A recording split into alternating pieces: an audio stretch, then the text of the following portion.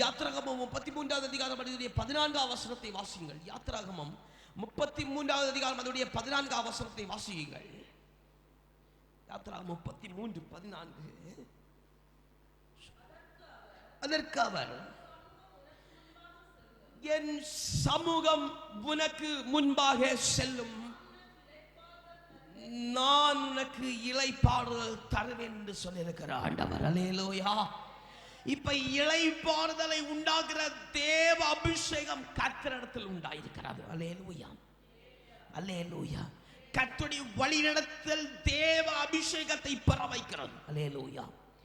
இப்போ தேவ அபிஷேகம் இல்லை என்று சொன்னால் தேவனுடைய வழிநடத்தல் இல்லை. அல்லேலூயா. இப்ப இந்த தேவனுடைய வழிநடத்தல் எங்கிருந்து வருகிறது? வாசிங்கள். ரோமர் 8வது அதிகாரம் 11வது வசனத்தை வாசிங்கள். அழகாய் சொல்லப்பட்டிருக்கிறது. வாசிங்க. ரோமர் 8:11 வாசிங்க.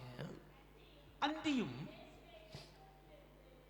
இயேசுவை மரித்தோரிலிருந்து எழுப்பினவருடைய ஆவி உங்களில் வாசமாயிருந்தால், கிறிஸ்துவை மரித்தோரிலிருந்து எழுப்பினவர் உங்களில் வாசமாயிருந்த உங்களையும் எழுப்ப வல்லவராக இருக்கிறார். அல்லேலூயா, அல்லேலூயா.